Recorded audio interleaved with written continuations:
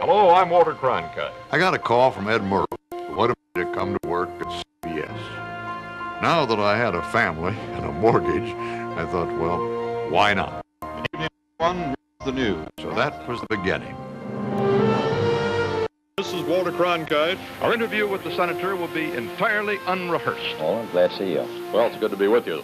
Tension is mounting here at Cape Canaveral. Everything we did was for the first time. And you were there. Behind me, you see the course of the Explorer. Walter was one of the big guys in those days to me. I think it's too far down for that now. He was very demanding of himself, and ergo, he was demanding of us. Hell no, we won't go! Hell no! The American people were confused. The firing still goes on. They were confounded by what was going on, even as I was. But the only rational way out then will be to negotiate. I recall that LBJ said that if I've lost Walter Cronkite, I've lost the war. Up, up, up, everybody. It's your birthday. Getting out in the open air, particularly in the summertime, the spring, the fall, boy, that's living. President Eisenhower this morning is back. Mrs. Eisenhower grabbed Betsy's hand and said, "My dear, is Ike going to drive?" President Reagan today. Reagan was funny and loved a good joke. The dirtier, the better. It's an honor to meet you, Mr. Cronkite. Call me Walter.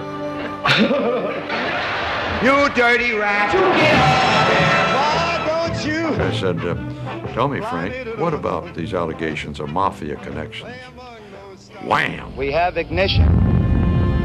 An indescribable day here at America's spaceport. Oh, it's terrific. In the hostile environment of outer space. I must confess, I flunked physics. I studied like the devil to understand that stuff. Most of the day, I didn't have keenly felt emotions, except for the moment when I had to say that the president was dead. President Kennedy died at 1 p.m. Central Standard Time. Oswald, the commission tells us, fired 3 shots. You know, all these conspiracy theories, I don't believe for 1 minute it could have been kept a secret for all these years. I just fell into whatever it is I do naturally. There was plenty to report. I never took any elocution lessons, no diction lessons. What you see, I'm afraid, is what you get.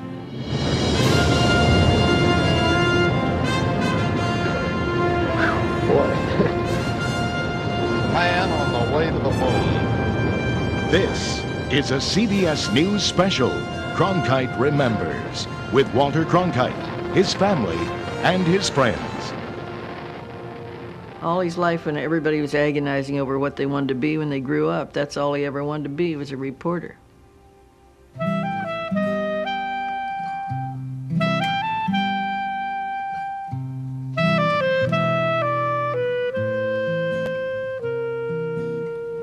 My family were Dutch, original New Amsterdam Dutch. My grandfather moved from upper New York State around the turn of the century out to the Middle West, St. Joe, Missouri. My grandfather was a dentist, as was my father. I was born in St. Joe in 1916. We moved to Kansas City when I was 2.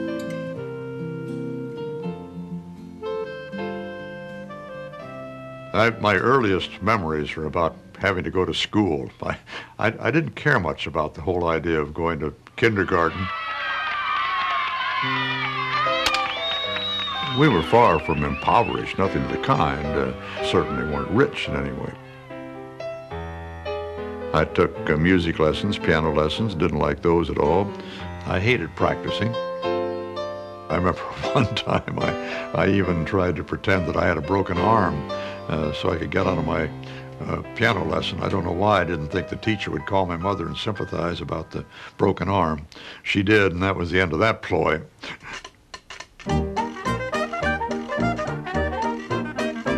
My mother and father were part of the post-World War I jazz generation, if you please, kind of living it up. They were very good parents, paid a lot of attention to me, an only child, probably too much.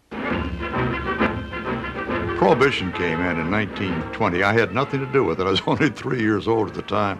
But a few years later, the revenuers raided a house right down the block from us. Turned out to be a major bootleg operation. I remember them out there breaking those bottles in the driveway and the liquor flowing down the gutter. My father was absolutely devastated. I got a taste of the news business fairly early on. At 6 or something, I delivered magazines, and then later on I sold newspapers on the street, had a newspaper route. I remember when President Harding died, and I couldn't wait to tell somebody else. I rushed down the street with a copy of the paper to my friend Albert Darling, and I said, "Albert, look at that picture. That's the last picture you'll ever see of President Harding." Proved that I could be both pontifical and wrong very early in life.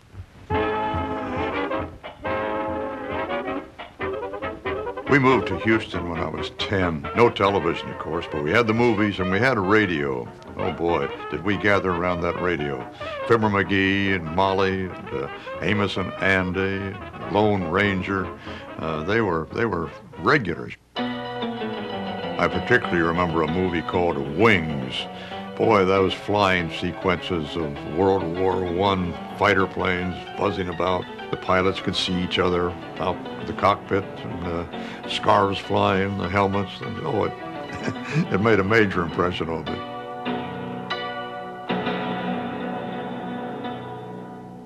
Well, it perhaps reveals too much of my character that the movie stars of that period that I remember were all voluptuous women. Gee, I've had some swell times on penthouse parties. Jean Harlow, all the young guys went to every movie Jean Harlow made. Of all the dumb bunnies.